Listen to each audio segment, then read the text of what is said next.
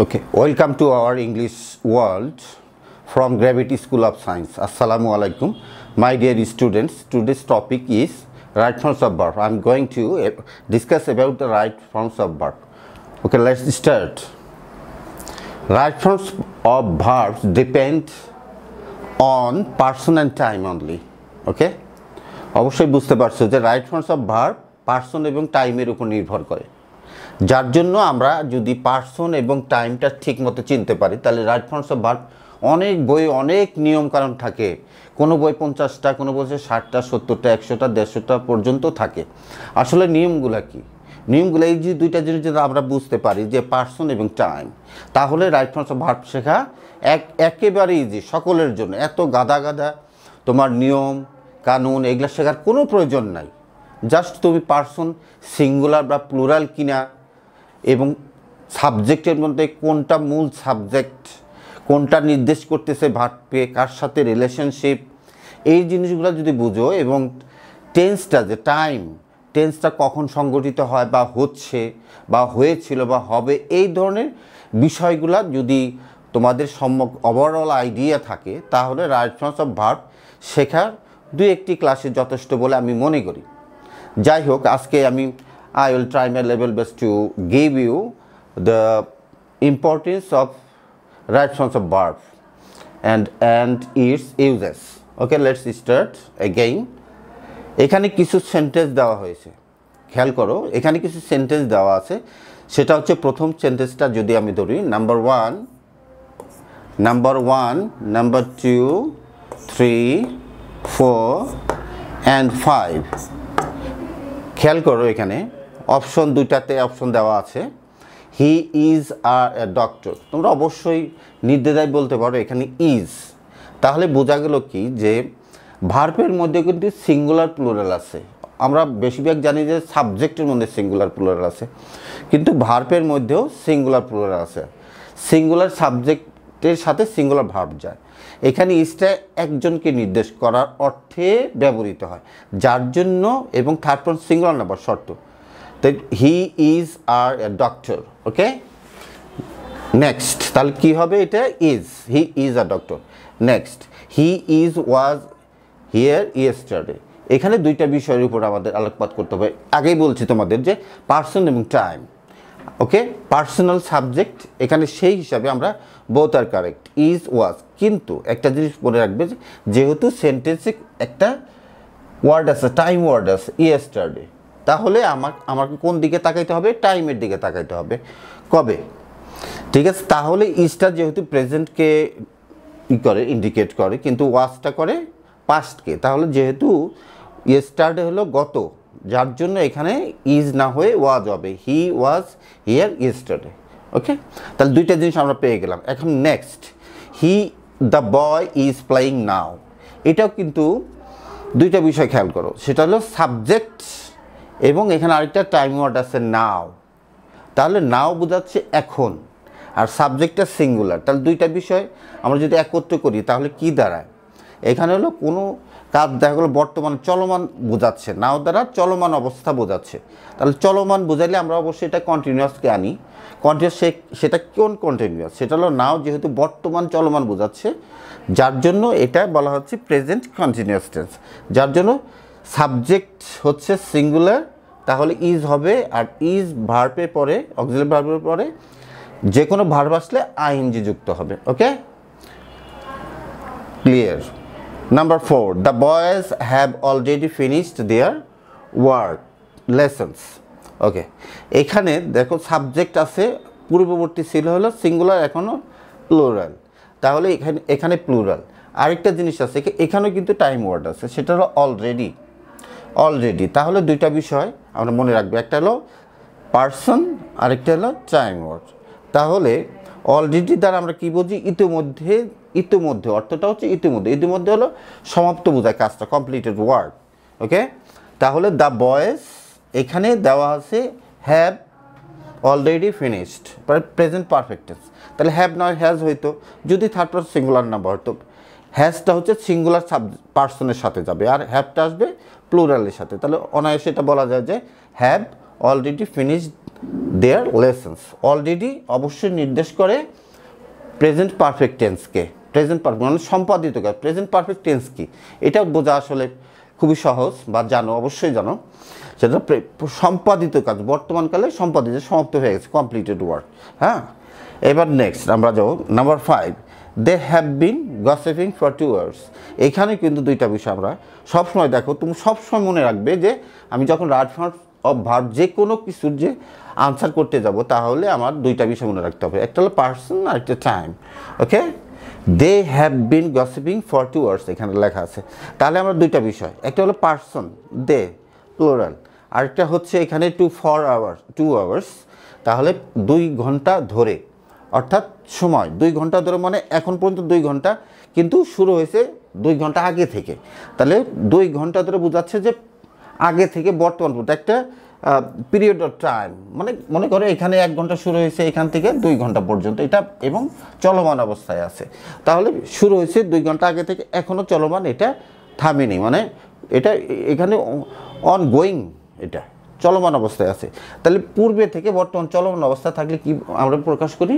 Present perfect continuous tense. যার জন্য কি হবে? সাবজেক্টের পরে আমরা হ্যাভ, হ্যাজ, তারপরে it depends on according to person. Okay, have been gossiping for 2 hours। ওকে, আশা করি এই বিষয়গুলো বুঝতে পারছো। আশা করি তোমরা এরকম প্রত্যেকটা বিষয় রাইট ফর্ম অফ ভার্ব যখনই দেখবে তখনই দুইটা জিনিস চিন্তা করো সব সময়, পার্সন টাইম। আর সংক্ষেপে যদি মনে রাখতে চাও তাহলে পিটি বলো, PT, person and time. PT সংক্ষেপে মনে রাখলে যথেষ্ট। আর টাইম ওয়ার্ডগুলো একটু চিনে রাখার চেষ্টা করবো সবসময়। টাইম ওয়ার্ড কী আছে, এটা অ্যাডভার্ব। টাইম ওয়ার্ড হলো অ্যাডভার্বগুলো যেটা সময়কে নির্দেশ করে, সেই জিনিসগুলো অবশ্যই মনে রাখবে। এতক্ষণ যে বিষয়গুলো নিয়ে আলোচনা করা হলো, তোমাদের এই বিষয়টাকে একটু যাচাই করার জন্য, যে টেস্ট করার জন্য আমি কিছু তোমাদের কোশ্চেন দিয়ে দিচ্ছি, সেগুলো তোমরা মিলিয়ে দেখবে যে কতটুকু পারছো। ঠিক আছে, 1 নম্বর কোশ্চেন হচ্ছে I am use to dash every morning. এই প্রশ্নগুলা হচ্ছে বিগত কলেজ, মানে বাংলাদেশের বিখ্যাত যে সকল কলেজ আছে, সেন্ট জোসেফ, তারপর হচ্ছে নটর ডেম, হ্যাঁ, হলি ক্রস ইত্যাদি কলেজে আসা, সেখান থেকে বেছে কিছু কোশ্চেন এখানে দেওয়া হয়েছে। সেটা হচ্ছে 1 নম্বর কোশ্চেন হলো I am use to dash every morning. এখানে অপশন দেওয়া আছে ride to ride, riding and road, 4টা অপশন দেওয়া আছে। এটা কী হতে পারে? এটা নিয়ে কিন্তু পূর্ববর্তী আমি আলোচনা করেছি কী হতে পারে, একটু মিলিয়ে দেখো যে কী হতে পারে। হয়েছে? ওকে, তাহলে আমার সাথে মিলিয়ে দেখা হচ্ছে কিনা, যে বি ইউজ টু থাকলে কি হয়, তার পরবর্তী ভার্বের সাথে আইএনজি যুক্ত করা হয়। তাহলে এটা আনসার নাম্বার কি হতে পারে? C, riding. ওকে, এখন আমরা দ্বিতীয়তে যাই। এখানে আছে যে my mother said I would rather it. Okay, তাহলে এখানে কি হবে? এখানে আরেকটা বিষয় তোমাদের বলি, শুধু রাদার, এটা হলো উড রাদার। ঠিক আছে, উড রাদারের পরে যদি কোনো সাবজেক্ট আসে, তখন পরবর্তী ভার্ব যদি হয় সেটা হয় সেকেন্ড ফর্মে। আর যদি সাবজেক্ট না থাকে, এখানে ভার্ব আসে সরাসরি, সেটা হলো প্রেজেন্ট ফর্মে। তাহলে এখানে কি হতে পারে আমাদের? এখানে হবে হলো বিকেম, অর্থাৎ বিকেম টু বিকামিং। তাহলে বিকেম, কারণ হলো এখানে ইউএসএস অবজেক্ট আছে, যার জন্য এই অবজেক্টের কারণে এটা কি হচ্ছে? সেকেন্ড ফর্ম হচ্ছে। ওকে, এখন আমরা যাব 3 নম্বরে। Had I the wings of a bird. তাহলে এটা আমরা কিন্তু খেলা আছে তোমাদের সেকেন্ড কন্ডিশনাল বিষয়টা, যখন আমরা এটা যদি অর্থ প্রকাশ হয়, এটা কিন্তু ইফ দিয়ে আমরা করতে পারি। ইফ যদি এটা দেই তখন হবে হ্যাডটা পরে হয়ে গেল, হ্যাঁ, if I had the wings of a bird. কিন্তু ইফের অর্থটা আমরা হ্যাড যখন ব্যবহার করি, তখন কিন্তু হ্যাড বা ওয়্যার, এটা কিন্তু আমরা সামনে দিয়ে ইফের অর্থটা প্রকাশ করতে পারি। ইফের যে নিয়মটা এখানে ঠিক তাই। এটা পাস্ট ইনডিফিনিট হলে সেকেন্ড কন্ডিশনাল, প্রথম যদি পাস্ট কন্টিনিউয়াস হয়, পাস্ট ইনডিফিনিট হয়, তাহলে পরেরটা হবে হলো উড প্লাস ভার্ব 1 V1। তাহলে ওই হিসাবে আমরা কী করবো? এখানে যে had I the wings of a bird I would fly in the sky. Okay, would fly অবশ্যই বুঝছো আশা করি। এবার আমরা 4 নম্বরে যাব। The albatross made the wind. আচ্ছা, কিছু ভার্ব, কোনো ভার্ব যদি অবজেক্টের আগে বসে, সেটা যেই ফর্মে থাকুক, যে টেন্সে থাকুক, পরবর্তী ভার্বটা আমরা কি করব? প্রেজেন্ট ফর্মে রাখবো, বেস ফর্ম যেটাকে বলা হয় বেস ফর্ম। এরকম কিছু ভার্ব আছে, যেমন মনে করে মেক আছে, সি আছে, ওয়াশ আছে, হেয়ার আছে, ফিল আছে। ওকে, এই ভার্বগুলো একটু মনে রাখার চেষ্টা করবো। কী কী ভার্ব আমরা যদি একটু লিখে নিই, যে মেক আছে, মেক,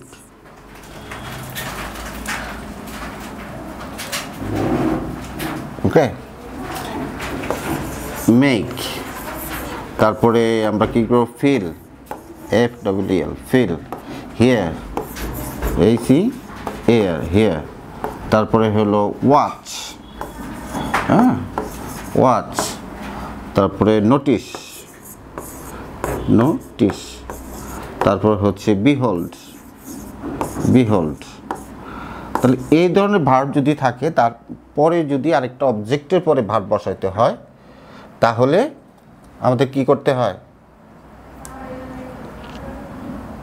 মেইকের মতো আর কিছু ভার্ব আছে, যে আমি বললাম যে মেক, ফিল, হিয়ার, তারপর হচ্ছে ওয়াচ,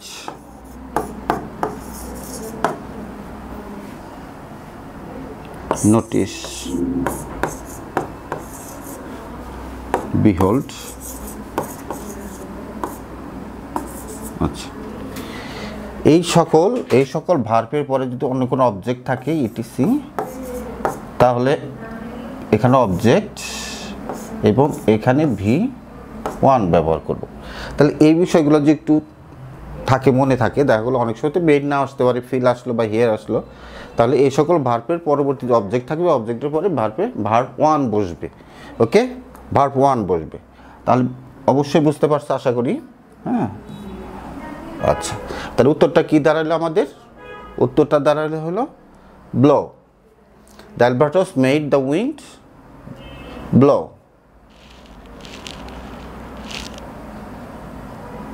ওকে, এবার আমরা যাব নেক্সটে।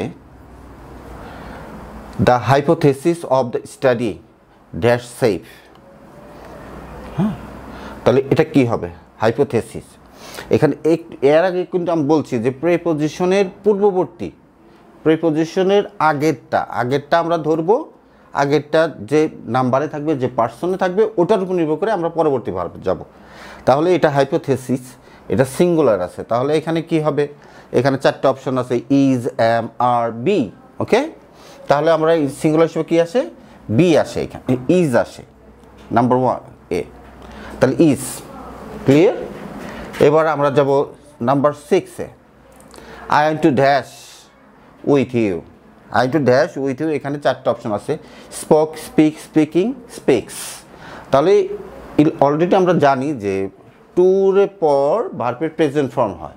এখানে আই ওয়ান্ট টু, তাহলে তো স্পোক দিলে হয় না, তাহলে স্পিকিং দিলে হয় না, স্পিক্স তো হবেই না, এস বাই এস, টু এর পরে কিচ্ছু হবে না, অর্থাৎ বেস ফর্ম, মূল যেখান থেকে ভার্বের উৎপত্তি সেখানে থাকবে। তাহলে I want to speak with you, I want to speak with you. Okay, clear. এবার আমরা চলো যাই যে 7, Mary has dash the doctor yet. এখানে 2টা বিষয় আমরা দেখো, যে হ্যাজ আছে এবং ইয়েট লেখা আছে। হ্যাজ থাকলে ভার্বের, যদি এরপরে কোনো ভার্ব আসে, জানা আছে হ্যাভ ভার্বের পরে, হ্যাভ, হ্যাজ, হ্যাড, অথবা শ্যাল হ্যাভ, উইল হ্যাভ, অথবা should have, could have, might have, must have. অর্থাৎ হ্যাভের পরে যদি অন্য কোনো ভার্ব আসে, সেটা থার্ড ফর্ম হয়। আচ্ছা, এটা একটা বিষয়গুলো। আরেকটা হলো, একটা টাইম ওয়ার্ড আছে ইয়েট, এখনও নয়। তাহলে কোন কথাটা আমরা এখানে দিব? তাহলে অবশ্যই নেগেটিভ। ইয়েট থাকলে আমরা নেগেটিভ সেন্টেন্সটা ব্যবহার করব। তাহলে এখানে কি হবে? Maria has not called the doctor yet. তাহলে নাম্বার সি, নাম্বার তাহলে has not called the doctor yet. এবার আমরা যাব হলো number 8, mother was cooking when the telephone dash. এখানে 4টা অপশন আছে, তাহলে আমরা একটু খেয়াল করি যে হোয়েন দ্বারা এটা একটা অংশ আর তার আগের একটা অংশ, তার আগের একটা অংশ কি আছে, মাদার ওয়াজ কুকিং, এটা continuous tense, past continuous tense. তাহলে পরবর্তীটা কি হবে, তাহলে এক পাশে হোয়েনের পরে তাহলে আমাকে কি ব্যবহার করতে হবে, হোয়েনের অপোজিট সাইডে যদি কন্টিনিউয়াস টেন্স হয় পাস্ট কন্টিনিউয়াস, তবে অর্থের দিক বিবেচনা করে এটা হবে পাস্ট ইনডেফিনিট। তার অর্থটা কী দাঁড়ালো, যখন টেলিফোন বাজলো তখন মা রান্না করতেছিলেন। তাহলে কি হবে, আমরা এখানে 4টা অপশন আছে, সেটা হলো র্যাং, রিং, রিংস, ওয়াজ রিংইং। তাহলে আমরা এখানে কি করব, হ্যাঁ র্যাং, এ নাম্বার কোশ্চেন, উত্তর হবে এ। ওকে, নাম্বার 8 পরিষ্কার। আচ্ছা, number 5 miles dash too much to run in 1 day। তাহলে 5 miles, যদিও এটা দেখা গেছে পার্সন হিসাবে, যদি আমরা আগের কথা অবশ্যই মনে আছে যে পার্সনকে আমাদের কাউন্টে আনতে হবে, তাহলে এটা পরিমাপ সেটা প্লুরাল ফর্ম দেখলেও ওটাকে আমাকে কাউন্ট করতে হবে সিঙ্গুলার হিসেবে। হ্যাঁ, পরিমাপ, দৈর্ঘ্য ইত্যাদি যদি সেটা প্লুরাল হয় তবুও আমাকে সিঙ্গুলার হিসেবে ধরতে হবে, এটা নিয়ম। তাহলে 5 miles এখানে সিঙ্গুলার কোনটা আছে, এখানে সিঙ্গুলার আসলে এম ইজ, এম তো হবেই না, কারণ একমাত্র নির্দিষ্ট করা আছে যে আয়ের পরে শুধু এম বসে। তারপরে কোনটা আছে, সিঙ্গুলার ইজ। তাহলে হবে কি হবে, 5 miles is too much to run in a day। দেখি আমরা, হ্যাঁ is, answer is. Next, if she did not have an examination, খেয়াল করো, if she did not have an examination she dash go out tonight। এখানে কি কি আছে, এখানে অপশন দেওয়া আছে ক্যান, মে, কুড, শুড। আচ্ছা, তাহলে এটা সেকেন্ড কন্ডিশনাল, সেটা হচ্ছে এটা হলো পাস্ট ইনডিফিনিট থাকে, তখন আমরা কি করব, সেটা পাস্ট ইনডিফিনিট থাকলে কুড অথবা উড ব্যবহার করব সাবজেক্টের পরে, এবং তারপরে প্রেজেন্ট ফর্ম আছে। যদি এগুলো সবটির পরে প্রেজেন্ট ফর্ম বসে, কিন্তু এখানে আমরা ব্যবহার করব কি, কুড ব্যবহার করব। এবং নিয়মটা হচ্ছে কুড ব্যবহার করা বা উড ব্যবহার করা, যেহেতু উড নাই। If she did not have an examination she could go out.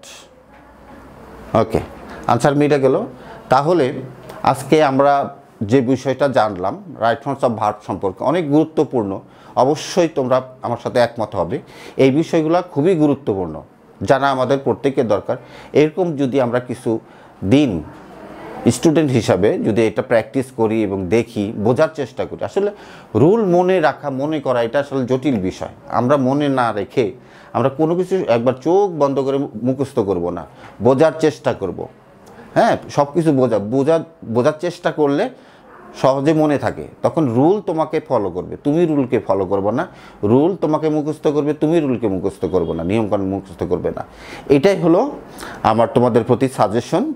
আজ এই পর্যন্ত, নেক্সট ক্লাসে তোমাদের সাথে দেখা হচ্ছে ইনশাআল্লাহ। ভালো থেকো, সুস্থ থাকো, আল্লাহ হাফেজ।